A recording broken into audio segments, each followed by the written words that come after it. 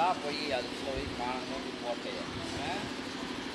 ஜோசியாரன்னு சொன்னாலும் நம்ம இயல்புக்கு ஒத்து வருமானு பார்க்கணுங்களா? இடம் விற்று கடத்த அடைச்சலான்னு சொல்றீங்க, அதுக்கு நீங்களாக புதுசாக ஒன்று சொல்லியிருக்கீங்க. அவங்க சொன்னாலும் போய் மாட்டேன்.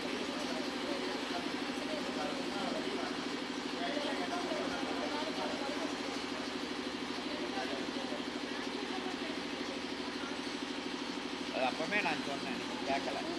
சொன்னா இல்லையா? அதெல்லாம் வீடு ஒன்றும் தெரியாது, நம்ம டைம் புரியுதா? வீடெல்லாம் ஒன்றும் தெரியாது.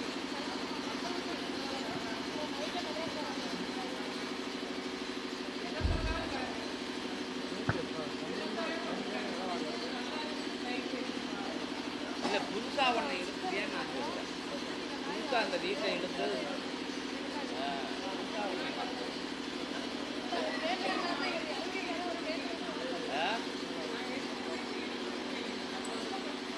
அது வீட்டில் ஒன்றும் இல்லைன்ட்டார் அவசியம். வீட்டிலன்னா உங்களோட டைம் சரியில்லைங்கிறத வீடு சரி புரியுதா? அவங்க நமக்கு டைம் சரியில்லைன்னு வச்சுக்கோங்க, அந்த வீடு மேலே தான் நமக்கு கண்ணா போகும். உங்களுடைய ஒரு எல்லா நிலைகளும் யோசனை பண்ணாமல் செய்யுது. நான் இப்போ சொன்னேன், எப்போ வீடு வேண்டான்னு அவங்கள்ட்ட. அப்போ எனக்கு உணர்த்துனாங்க, நீங்கள் இதுக்குள்ளேருந்து இவங்க மூச்சு விட்டுட்டு வரட்டும் அப்படின்னு சொல்லி எனக்கு உணர்த்துனாங்க. நான் அவங்கள்ட்ட சொன்னேன், நீங்கள் கேட்கல.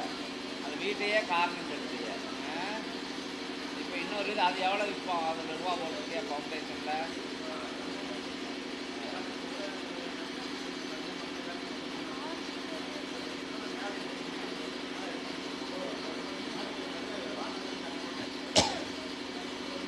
சரி, இருந்தாலும் அகத்திட்டு மாட்டேன் ஆசிக்காம. அதாவது இப்போ ஏற்கனவே பிரச்சனையில் இருந்தாங்க, ஏற்கனவே கடலில் திக்குமுக்காடி இருந்தாங்க. அதுக்குள்ளே இருந்து வெளியில் வர்றதுக்கு அகத்திய பெருமான் ஆகம முறையெல்லாம் சொல்லியிருந்தீங்க. அதுக்கு இடையில் அந்த வீட்டில் இருக்க முடியவே மாட்டேங்குன்னு யாரோ ஒரு ஜோசியக்காரன் சொன்னான்ட்டு இன்னொரு இடத்துல போய் வானத்தை தோண்டி போட்டுட்டாங்க. வானத்தை தோண்டி அதை பேஸ்மட்டம் போட்டாங்க. அது என்னது, பேஸ்மட்டம் போட்டாங்க. அடியில் ரெப்பி, பூமியை ரெப்பி மேலே வந்துடுச்சு. இன்னும் வீடு கட்ட முடியலை அப்படின்னு சொல்லி இப்போ நிற்காங்க. வீடு கட்ட முடியலை, அப்படி நிற்கி அது முடியணும். அகத்திய பெருமானோட சற்சங்கமும் அங்கே நடத்தணும் அப்படின்னு எக்ஸ்ட்ரா ஒரு இதை வைக்காங்க, கோரிக்கை வைக்காங்க.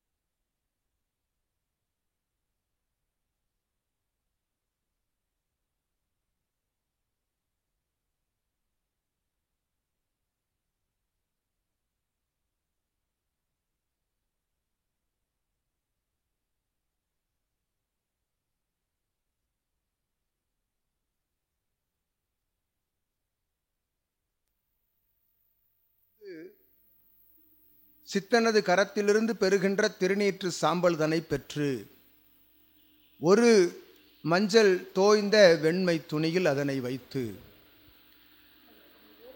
சபையிருக்கும் திசையில் இல்லமது தொடங்கி நடைபெற்று வந்து கொண்டிருக்கக்கூடிய அத்தகைய நிலையில் சபையிருக்கும் திசையில் அத்திருநீற்றினை பதித்து அங்கிருந்து அகத்திய நாமத்தினை மூவேலு முறை உச்சரித்து அற்புதமாக அத்தலத்திற்கு இடுகின்ற நாமம்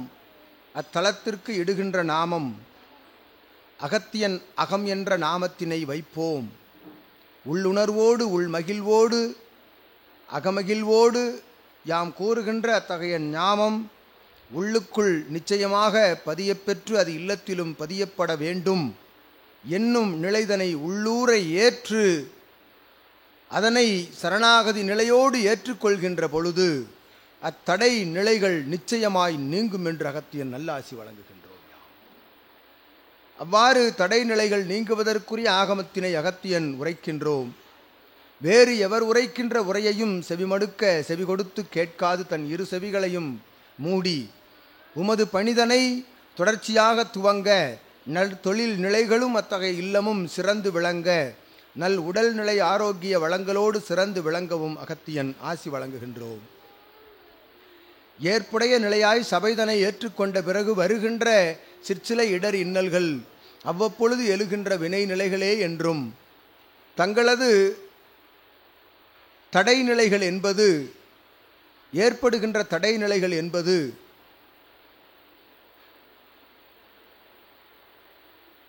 அத்தலமதில் இருக்கும் எத்தகைய நிலைகளாலும் அல்ல என்று அகத்தியன் ஆசி வழங்குகின்றோம்.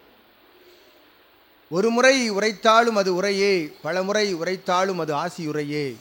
அதற்குள் இருக்கும் சூட்சமத்தினை உணர்ந்து அற்புதமாக பணியாற்றுகின்ற பொழுது அத்திருநீறுதனை அங்கு பதிய வைத்து தான் குடியிருக்கும் இல்லத்திலும் திருநீறுதனை தெளித்து ஆற்றலாக அனைவரும் நெற்றியில் இட்டு அகத்தியனை மறவாது சபையை மறவாது சிவமகா வாழை சித்தனை மறவாது வளம் வருகையில் நிச்சயமாய் யாம் முறைத்தன் நிகழ்வுகள் தடையில்லாமல் நிகழும் என்று அகத்தியன் ஆசி வழங்கி மகிழ்கின்றோம். திருநீர் வாங்கிட்டு போங்க, போய் மஞ்சள் துணியில் வச்சு அங்கே புதைச்சி வச்சிடணும் அந்த இடத்துல.